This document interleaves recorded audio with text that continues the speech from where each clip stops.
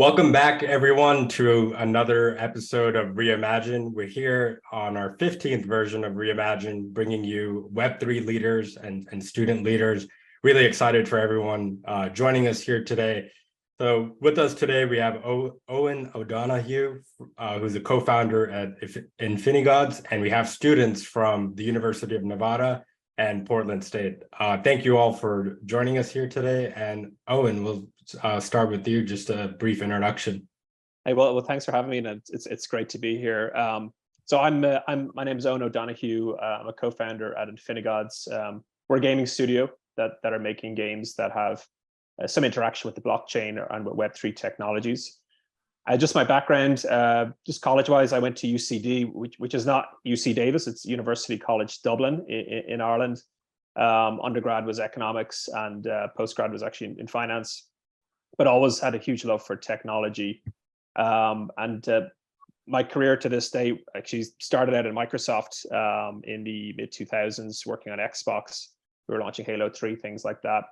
And then Facebook set up in Dublin in early 2010, and so joined that team and really saw the progression of gaming going from being on a console, on a PC, to being very much mobile centric, and that defined my career. And last year decided to make the jump and go out on my own and create a gaming company to publish, develop and publish our own games.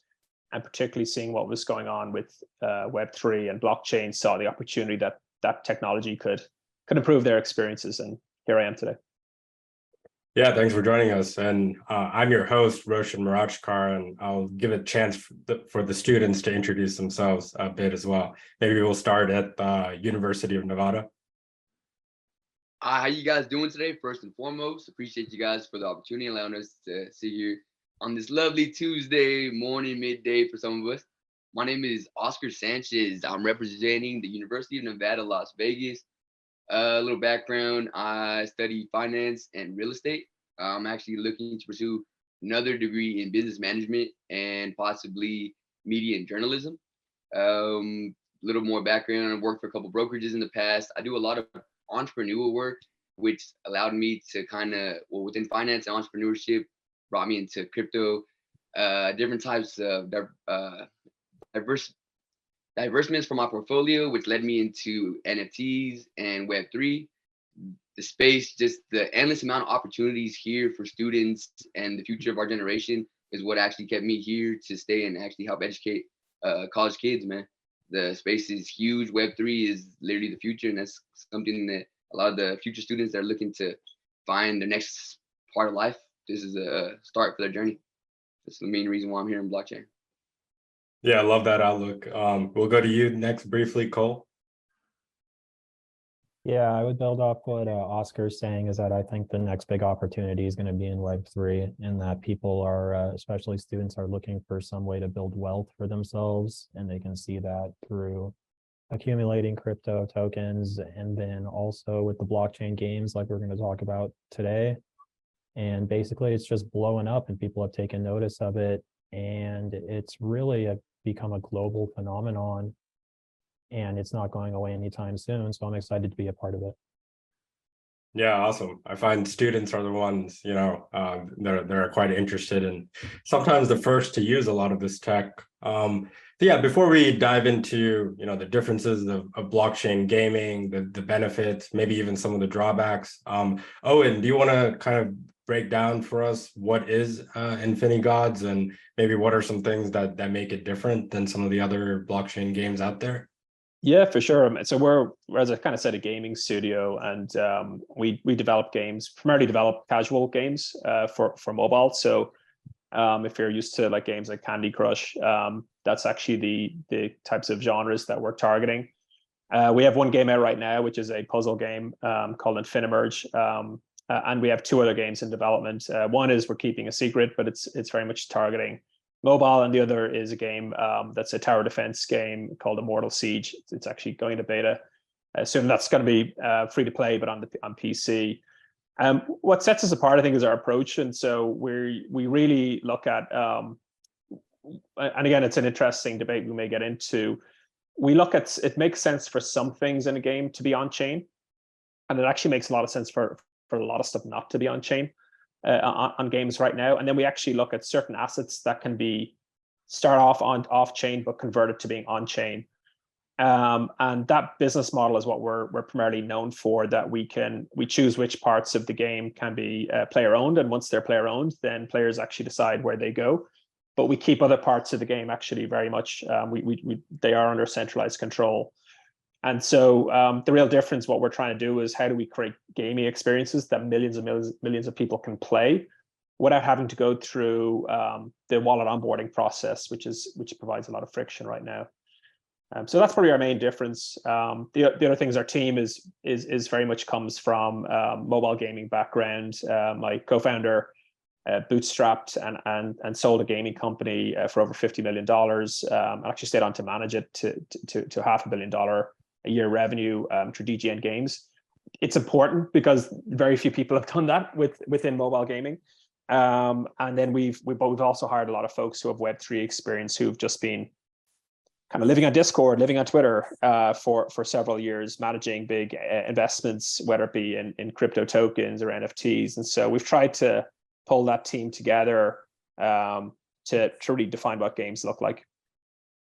Yeah, thanks for breaking that down. And as far as my understanding, you guys also focus on kind of the markets or the in-game economies, even for games that are developed outside of InfiniGods, right? So can you sort of break down the importance of interoperability, and where do you see, I guess, kind of traditional games or even other are other blockchain games sort of going to connect to other games? Yeah, so it's actually like the coolest. It's one of the coolest parts that makes some business sense, but it's actually just a cool thing you want to do as a game developer. Is you can actually say an asset in a game that could be a character, it could be a sword, it could be whatever, that instead of that just sitting on a developer's servers where they define the supply and they define what it does, is you say, actually, I'm going to put some things in my game. I'm going to sit on the blockchain as an NFT. And I'm going to define certain parts of that asset, what they are, and I'll use it in my games. But if somebody wants to come along and actually use it in their games, they can absolutely do that. And so the interoperability part, we really put in there where we wanted certain assets in our own games to work across all of them. And so we used what we call the elder gods. So this is like Zeus, Poseidon. We have a bunch of these in a collection. And if you have them, if you play Infinimerge today, they will actually allow you to do certain things in that game, certain power-ups in that game. In our tower defense game, they have defensive capabilities and do things in there. And we always thought that's like one of the reasons why you would actually build on blockchain, is that you can actually begin to broaden some of your assets just from being in one game and use them in multiple other games out there as well. Plus, and I'll go back to this over and over, the fact that it's on an independent ledger, it's on a blockchain, other developers can actually do that. To maybe further illustrate the point, we've also taken the approach of what other assets are out there that we can integrate. And so we've done things like there's a project called Wolf Game, another project called Pixel Vault. We did various tournaments. If you held any NFTs or tokens, you got access to a certain level in our game. All the way to looking at CCO assets and just putting them into a level on our game. So if you have a NFT for this game, you can actually play this very custom experience. So interoperability is just really cool. It's a great way to engage other communities out there, and it's one of those reasons, if you're a game developer, you really want to build in the space. Yeah, thanks for diving into that. And now that you've talked about some of the other NFT collections out there, one thing I find really interesting is a lot of these popular NFT collections, like you mentioned, Pixel Vault and even Bored Ape. Everyone, it seems, is building some type of consumer game, right? We saw it with Bored Apes first. So it's quite interesting, even with some of these NFT collections. They've gained some popularity. And then now they're building metaverse worlds, but the gaming seems to be what is retaining a lot of these people. I'll go to you quickly, maybe Oscar. Have you, what's your view on blockchain gaming? Are you a traditional gamer? Are you interested in this? And in your view, do you think gaming is what's going to bring in new people into this industry? So I honestly love the idea of blockchain gaming, believe it or not.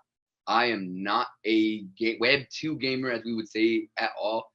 Jumping into Web 3 was actually got me into games, and I have a little brother that is die hard, a huge game fan, and all of his other friends, every person, he's about high school age, a young adult before they hit college, right? And trying to teach them about investments, NFTs, other things. It doesn't keep the average person interested and want to be involved. But then you bring in something that you can relate to the average consumer, such as all these new generation of kids, where video games are all around the world now in a global aspect. They're just continuing to grow. I think this is the future, especially to onboard the future of Web 2.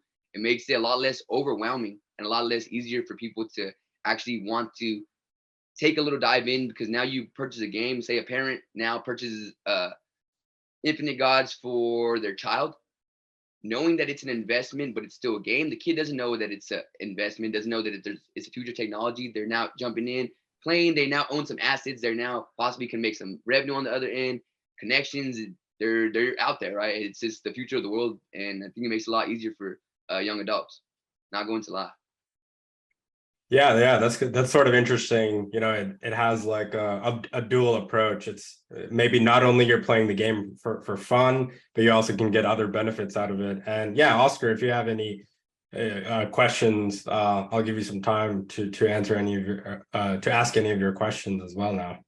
So that's actually one of my main questions, because being in Web3, I'm huge. I do a lot of community outreach. I'm very big on bridging the gap, I guess they say, between Web 2 and Web 3. And Owen, as I mentioned, it's overwhelming being in this space, right? The space may not be the easiest to jump into.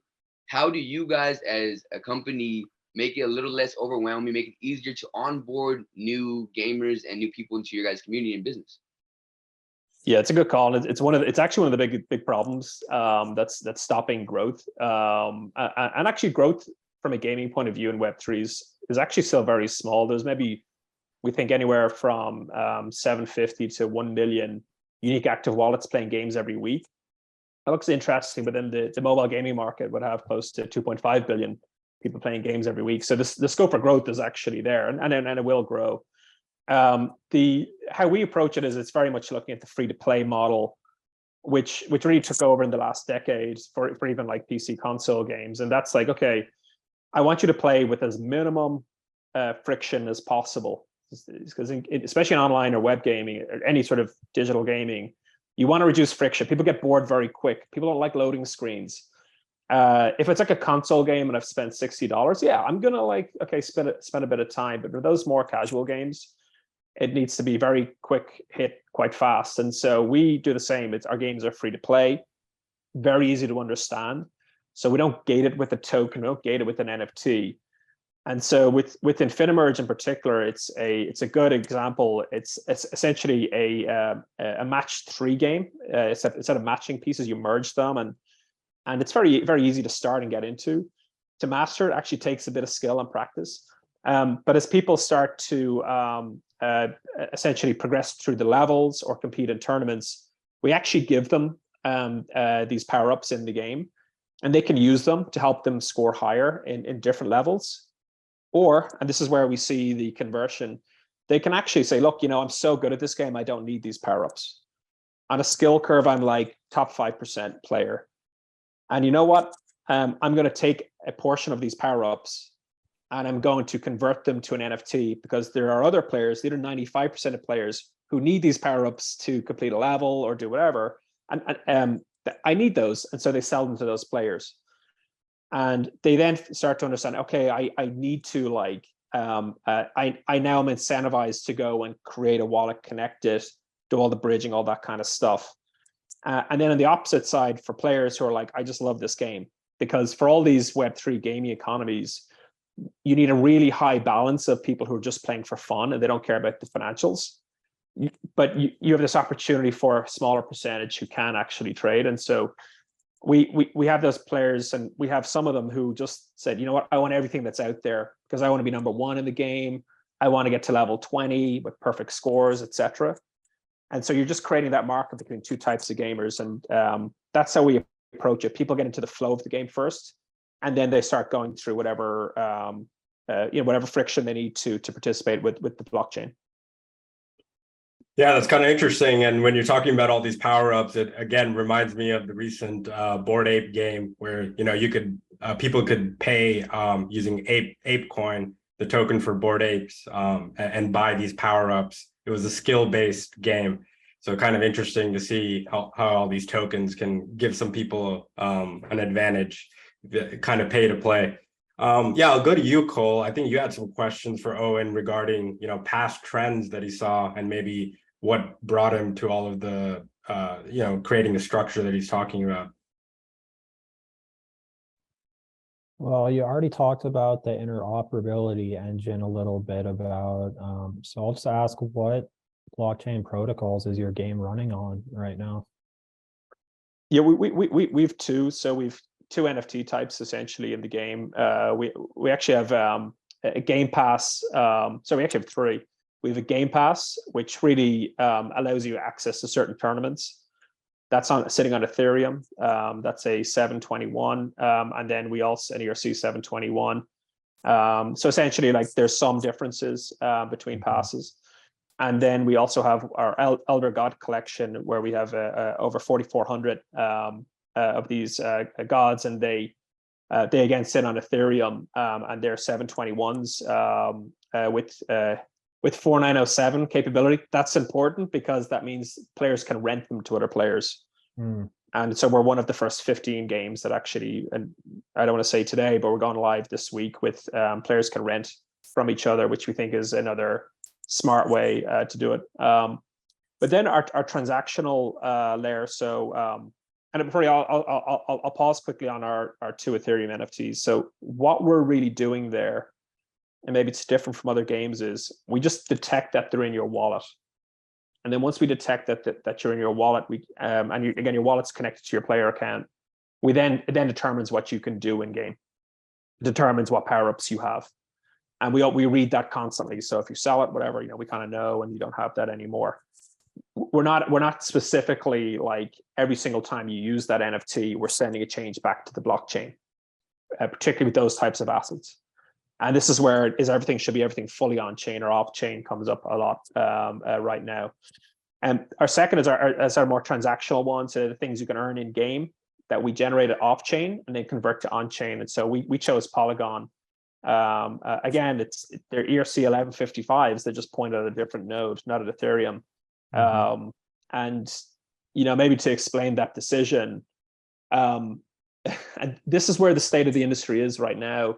So you choose Ethereum because there's a lot of liquidity there, because a lot of people are developing there, and actually they've never gone down as a chain. Very rarely. I mean, essentially as a game developer, blockchain is just another database you have to deal with. And so you look at you don't really look at the token price. You look at okay, does it run efficiently? Does it ever go down? Those kind of boring non-financial things are super important. And then Polygon was the other decision that gas fees are actually pretty high on Ethereum. So for something that's high transaction, it didn't make sense. And so we looked at things like Solana, Polygon, Mutable X. Kind of missed Avalanche. They've kind of come out recently. They seem very strong too. And we just said Polygon purely because we had other big companies in the space like DraftKings, Instagram, Starbucks. We're all using it, and also their approach was very much like they're an open platform, and so we felt that was low risk. But in the future, we may change that up. We don't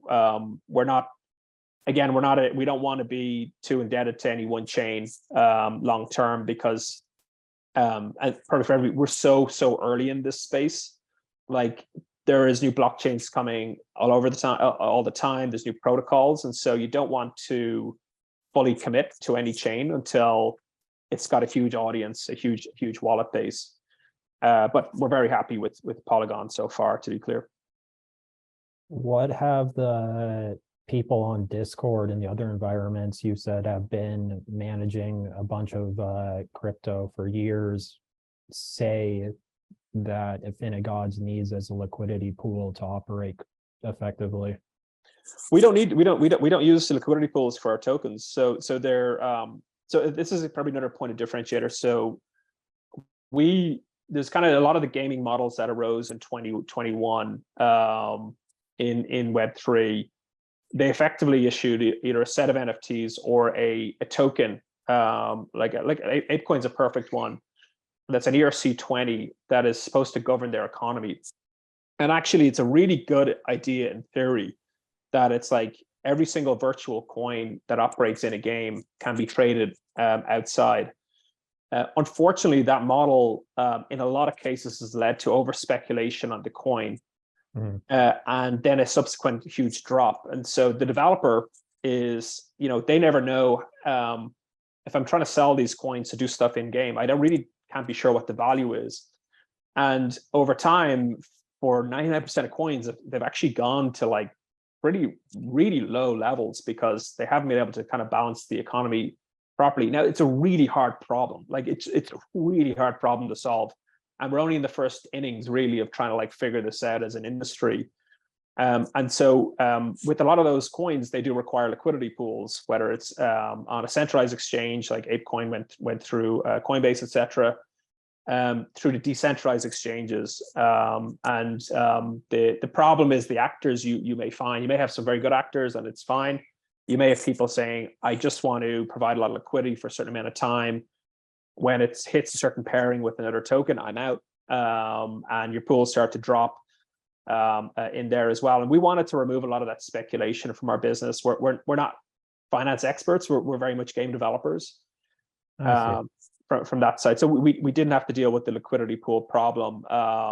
But it's a good topic to talk on because a lot of projects, they're kind of stuck on what's my token price? How do I get it back up? As approach, how do I just make a good game? A very hard problem. Yeah, I'll turn it over to you, Oscar, if you have anything. Yeah, I was actually unmuting to, as far as community based, right? We talked a lot about the tokenomics, talked about the Web2 aspect. As far now as getting to more of the Web3 aspect of your guys' community and business, right? How are you guys staying relevant? How are you guys as far as marketing and reaching out to the Web3 side of it, right? I know you guys seems like you guys are targeting both audiences, but we heard a lot about Web2. How are you guys doing it with the Web3 audience? Yeah, we've actually it's funny. It's almost back to real traditional marketing. Like your kind of word of mouth is actually really important. So, like this space is probably a lot of folks that were doing marketing as part of their undergrads or postgrads, and the last decade was how do you scale through paid digital ads and etc. That doesn't work for building a Web3 community. And so it's funny, the way we really started our community was we did a live in-person event at a conference, and we formed part, a few folks in our network, we invited people, said, hey, look, we're setting up a Web3 gaming company. If you're interested in this space, love to meet you. And so our core community formed actually about a year ago from an in-person meetup. And then via Discord, you're really trying to provide value, engage with the community. Probably the more notable things we did. So we actually set up so we looked at who are the types of people we want in our community, and what projects are close. And so we actually developed what we call community merge events. So we have a merge game, InfiniMerge. And so our community merge, so we would do essentially, I was talking a bit about Interoperability earlier. So there was a project called Wolf Game that's very popular, particularly in the United States. That community is great. These are a lot of entrepreneurs in that community, a lot of, I would say, people who are in it for the long term. And so we created various levels in our game for them and said, look, if you have a token or a non-fungible token in that project, you get access. And so it's through that gameplay, a lot of people discovered us. And, then once they go one step further, it's like, we actually can make games. And our assets will be scarce. So if you get one, and you believe that we're going to scale to a lot of players, it'll probably, that asset probably, people will need it in there. We're also very clear, we're not going to be ERC20. We're very much going to focus on gameplay first and getting a lot of players. And so So a lot of our community came from these events, and we got folks from Pixel Vault, and we've a lot of people are like VFriends. That's a community we've engaged with. What we've tried to stay away from, and it's something just to note, is there are a lot of influencers out there. And, you know, look, some of them are great. They all say do your own research for a reason. The space has been inundated with experts.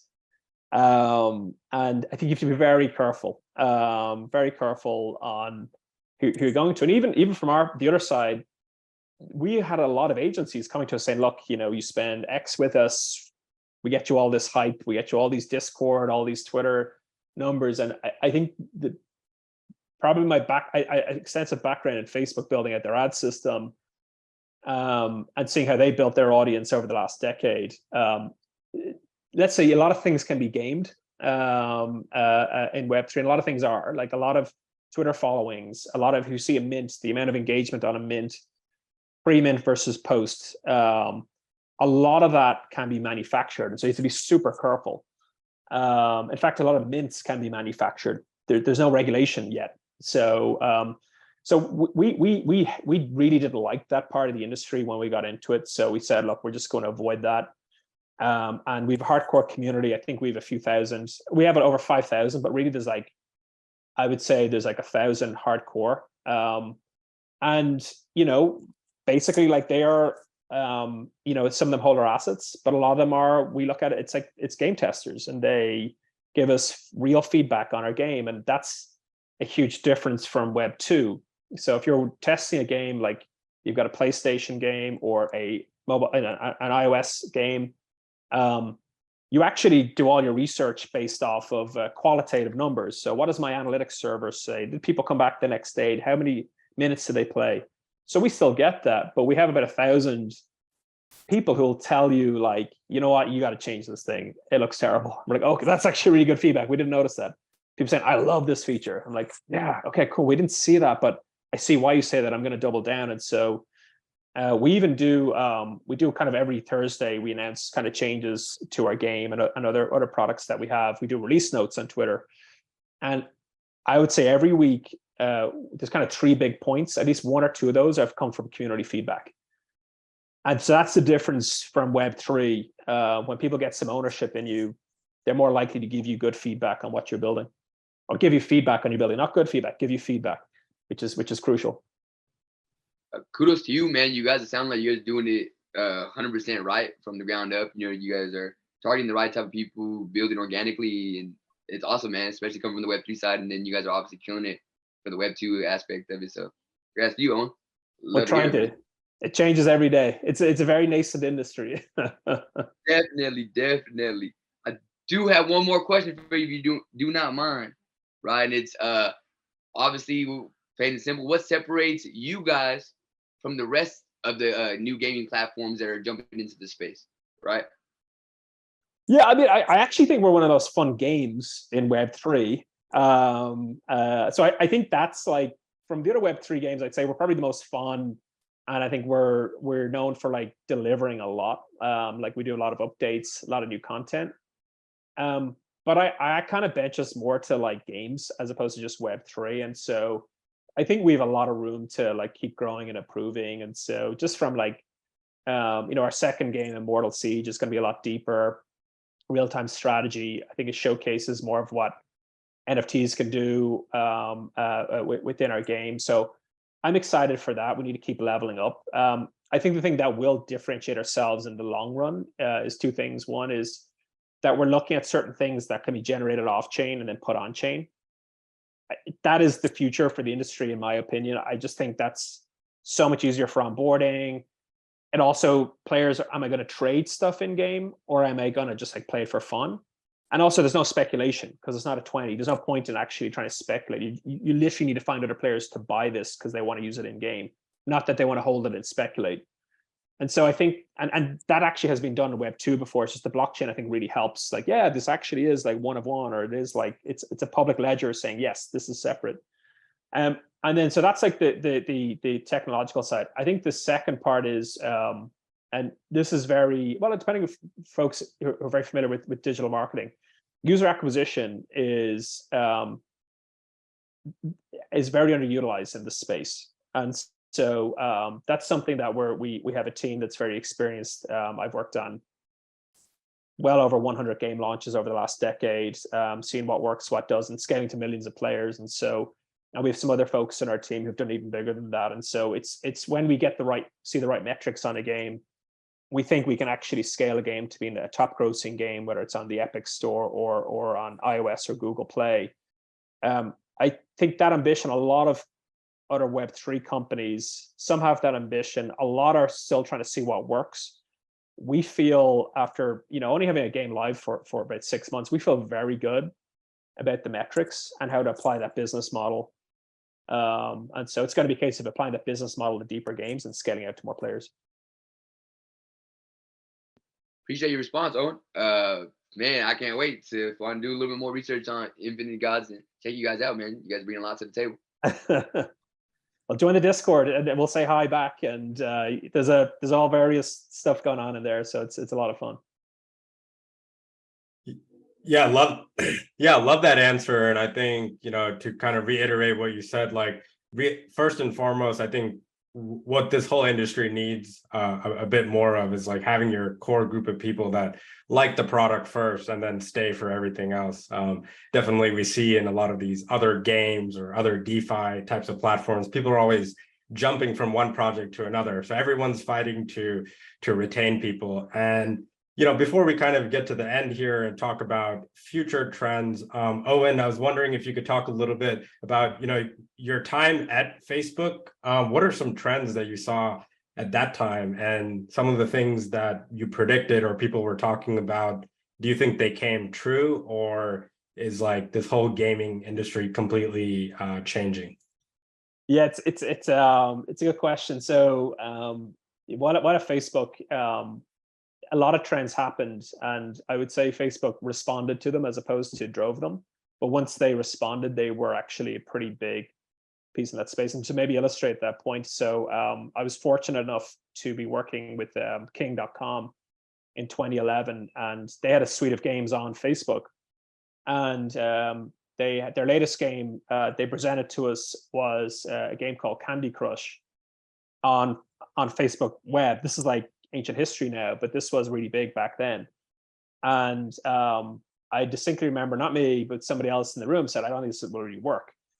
And they said, well, actually, we're going to put it on mobile devices too. And we're like, oh, I don't know, guys. And of course, this is it's a $6 billion brand. It's like the most played game out there. And so that was just illustrates that even the big tech giants, it's a set of people and like really are observing and trying to preserve when you see things work. And so Facebook, we built a platform, and games end up taking over. And what we were observing was the move from pay to play to free to play mechanics really clearly at work. And then the whole world kind of went free to play. So both mobile games and then actually console games with DLCs, etc. And so why that's important is I remember our reaction at Meta was, how do we support this? And so the move into signal-based advertising. So marketing became more like operating, trading, like stock trading on very conservative basis than it did like do a huge TV campaign and see what happens. And so we saw that trend emerge pretty well. And then kind of fast forward to, and what the result of that trend was. Everybody looked at two things from a gaming point of view now. It wasn't just, can I get a hit? It's like, okay, how do I de-risk my business so I'm more likely to have a profitable game or not? And they would look at things like lifetime value. So what's my value to you? Because you're not just paying up front. I want to convert you to pay. And then over time, I want you to like keep enjoying the game so you pay some more to extend your experience. And so everything came into like, how do I optimize and maximize that? And a lot of jobs and a lot of businesses are created on that side. The other side of the equation was, how do I acquire you into the game for as cheap as possible, but also make sure you're actually, you're high quality. And so the whole industry became your value per player and then your cost of acquiring a player. And so that formula was very strict up until I'd say 2018. And then the biggest trend I observed was there was a game called Crypto Kitties came out, and they introduced the concept of player ownership. So you own the cat. This is like Dapper Labs original. This is like the original pre-Axie game for me. And I was amazed that once you say to people, look, you can own something and it's yours. And actually it has some value because other players want it and you can trade it to them instead of the developer just spinning up a new one and giving it to the player for themselves. That actually created greater lifetime value for the developer than if they just did it all centrally themselves. And so that was like the, oh crap, this is, sorry, excuse the alignment. This is like, wow, this is a game changer. And we then saw, of course, again, we see now kind of, bear market comes in, it's all confidence based. It's kind of crazy. And then of course, COVID, it comes back in again, and we have Axie leading the charge. And now we have so much funding and so many games, and we actually have games getting traction that's sticking. And so maybe that helps answer the question. The big tech companies don't create too many trends beyond their initial concept, but they are very good at observing and adapting their business model to. Yeah, no, this is like my favorite part of the interview. I think you just summed up all the trends, everything that's happening in crypto from the start. And yeah, it's so true. A lot of people forget, like you said, the first NFT that really took off is Crypto Kitties. And some people even look at that as a failure in the sense of it didn't fully catch on, but then it, like you said, it inspired so many things after that, and trends keep changing as well. So now to kind of fast forward where, Facebook is now called Meta. They're doing a bunch of different things. And, recently, I think a few days ago, just yesterday, we saw Epic Games announcing, they expect 20 or so blockchain or crypto enabled games in their app store. I think it's interesting. They're not actually creating the games themselves, but they're kind of opening up or encouraging the admission of crypto and blockchain enabled games. Where do you see the future of blockchain games? Like, is this year going to be another hit year for these games, or is it going to take a few more years? I think firstly on the Epic one, it's a really positive development because it's not clear, depending on the model you use in a blockchain game, where you're actually allowed to publish. And like publishing, where you publish your game is actually crucial. That helps retention, distribution, all that kind of stuff. And so I think with where they ultimately need to sit, you look at where the market is right now. And by the way, it also depends on what game you're making. So for example, we have a real-time strategy game. That's going to make more sense for it to be played on a big screen. So on PC, on Mac, or on tablet is going to make a better experience. So the Epic Store is very appealing to us because Steam have pretty much said, look, save for a few exceptions, we're not that interested in NFT games that have NFTs in them. So the Epic announcement is great. My personal opinion, and it's based off my experience at Facebook and now Meta, is mobile is the thing. Look, it's probably going to sound obvious to every student there because people have grown up with smartphones in particular. But you're talking like 3.5, 4 billion smartphones out there right now. 3 billion games. If your spare time isn't on social media, it's on a game if you're on those devices. So like the addressable audience is huge. And so I do think it's like a Candy Crush or Clash of Clans type game is going to be the big onboarding announcement. So think about your older relatives who play games. Like, when will they be playing a blockchain game is the right question. And will it be a AAA console game? Probably not. Will it be Candy Crush Web3? Yeah, probably. Or Wordscapes or one of these types of games. And they don't even know it. It just happens to be there's some blockchain technology at the back end. Like they don't know these games are hosted on Amazon or they use Amplitude Analytics. They don't care. They just want a good game experience. And so I think I'll let me sit on mobile. I think it's going to take us another year to get there. Google are a bit more clear on what their policies are. Apple, I think, are trying to figure them out.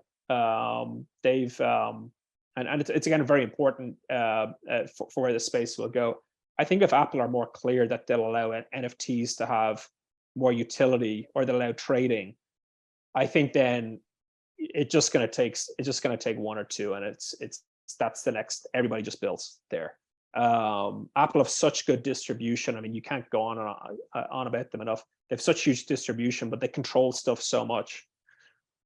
So I think they're the key here. You can still have a successful Web3 gaming business this year on Epic, on web, on Google Play, but I think we're waiting for Apple to make that move, and hopefully they will. Yeah, great point. Apple's policies is quite interesting for sure. A lot of people, have taken different approaches, or just like you said, pushing more of the web component than the app, because it just takes too long. Before I get to my last question, Cole, I'll give you a chance if you have any questions to wrap up. Yeah, Owen, I read a story not too long ago that apparently the Philippines is the hot spot for blockchain gaming, with these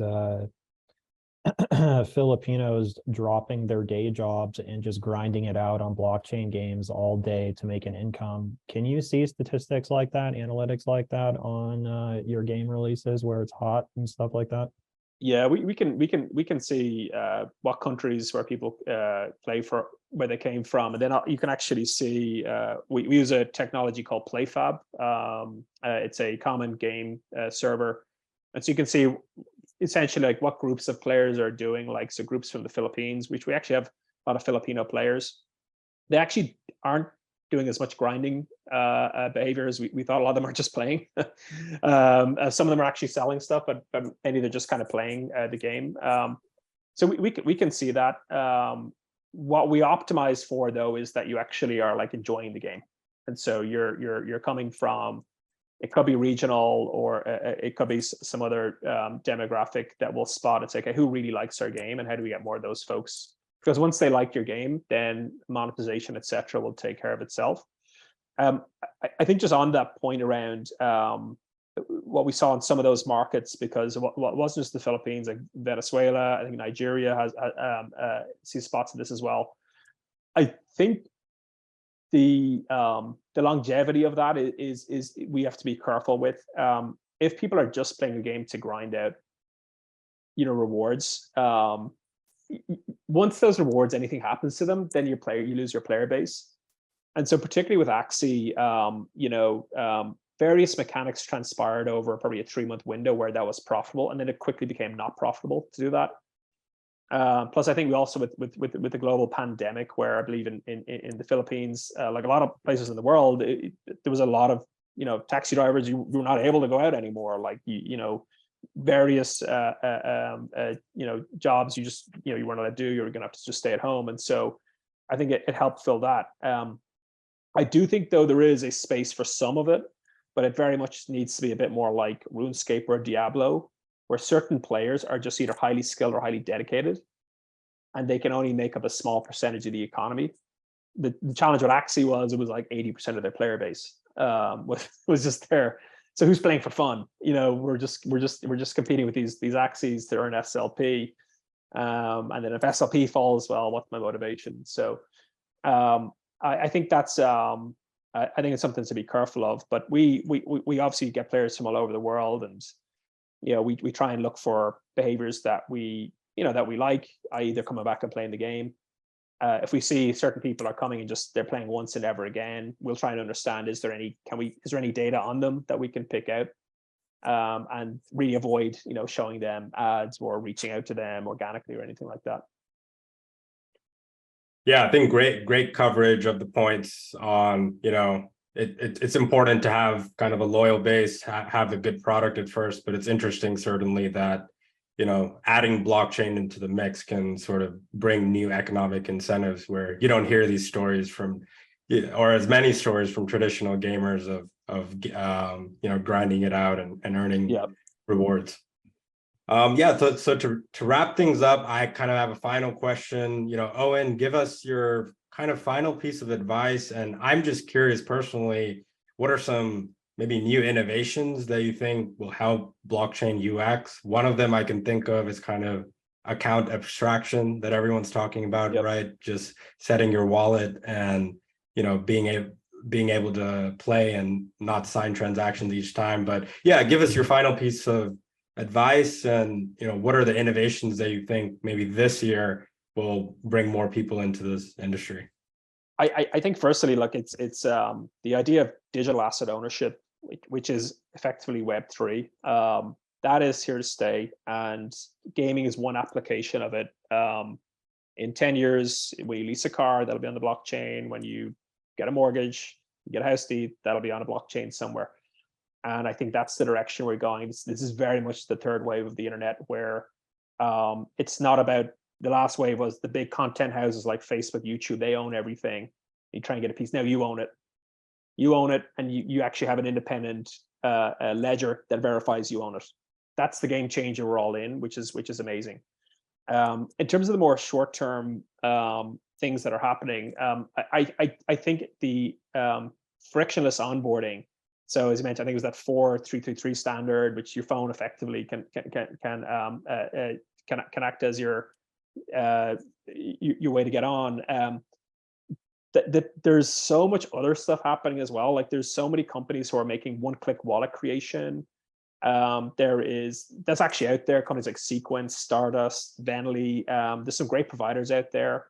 Fiat on-ramps are progressing very fast. So they're super important because the point of purchase is very hard, whether it's buying a token on Coinbase or whatever exchange you're on, to buying a token in game. It requires crazy bridging. Fiat on-ramp that companies like Stripe really are leading. They're just put in $1, get the token, use it. Like it's becoming very frictionless. So I think we're going to see a lot more of that this year. And yeah, I mean, and I think it's you know, the infrastructure is getting to a place where there's going to be so many shots on goal from a killer app point of view. And I think we are like, I think we will get several killer apps, and I use that term. A killer app just drives the whole platform. Like you could have a platform, but it's meaningless unless there's a killer app. And so I think we're getting very close to that, certainly in the gaming space. I think we're one of the companies who's going to have a real shot over the next 12 to 24 months. There's some other amazing games out there being built that I think will have a good shot there as well. And so once that happens, it tips.